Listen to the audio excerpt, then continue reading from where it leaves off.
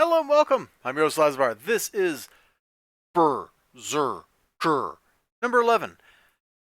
Written by Keanu Reeves and Matt Kent, and some other people are involved, obviously, because you got to have an artist and a colorist and a letterer and an editor, hopefully. You know, Berserker.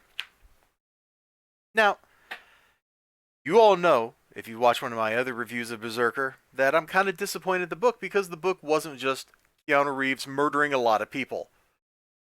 That's what I wanted.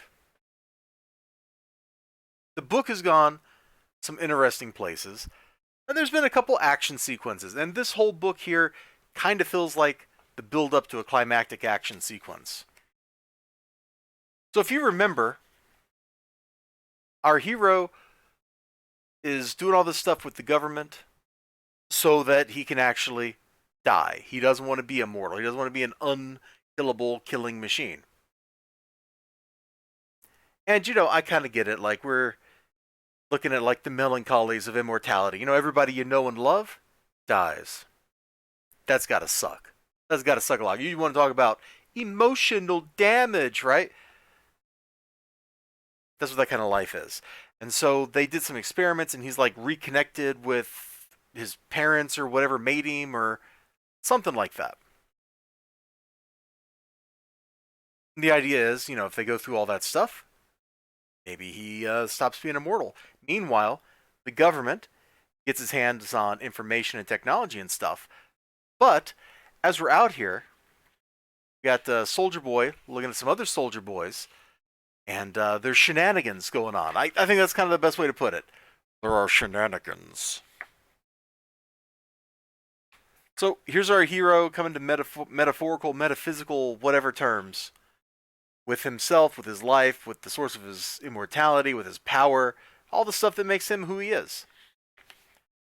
He telepathically communicates to that scientist whose name I don't remember, and the signal, all this energy, is being intercepted and redirected. So this whole issue basically is kind of like setup. And we're not going to flip through the rest of this. If you want to see like the rest of what's going on in here, hey, hold on. Maybe I can like show just a little bit of something. Like the mad scientist, I'm ready. All right. Got soldiers getting ready to do their thing. All right. That's all I'm going to show you. So the mad scientist running the show is nope, that's a spoiler. I don't want to spoil it. I don't want to spoil it because it was kind of cool how it all went down. But needless to say, we've got like some kind of crazy conflict brewing. We got our hero here in the aftermath of all this stuff. We got the mad scientist and his guys. We got the other soldiers that are watching. And so now getting to issue 12, the next issue, right? It's got to get crazy. And so things are about to really get crazy. I liked the way the art looked for all this crazy energy mumbo jumbo stuff that's going on. Maybe a little more detailed art would have been cool, but like this picture just has like some absolutely crazy energy going on, and I'm okay with that. I'm absolutely okay with that. I have kind of knocked this book, the series, because the art's not always like super great. But hey, you know what? I'm just gonna shut up because I really enjoyed some of the panels in this book. I thought they looked pretty cool. It looks like we're finally about to get like some really crazy stuff going on in Berserker again. I mean, there's been like some crazy stuff in the past. It just hasn't been the crazy stuff I wanted to see since like issue 1 when he punched through the plate glass on the front of a Humvee. Like that was just oof. This is building up to something crazy, and I think that crazy might be just as good.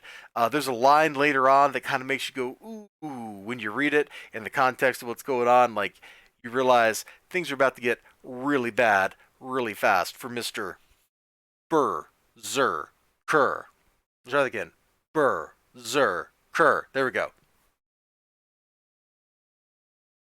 I kind of feel like this series is kind of drawn out a little bit. I don't think the languid pacing serves the trade paper. Serves the floppy issue format very well. It probably reads a whole lot better in the trade paperback format, but I ain't getting the trade paperbacks. I'm buying the floppies, bro. So that's the world I live in. Well, take care of yourselves. You have a great day, great night, great whatever you got going on. Hope to see you again next time. Till then, bye bye.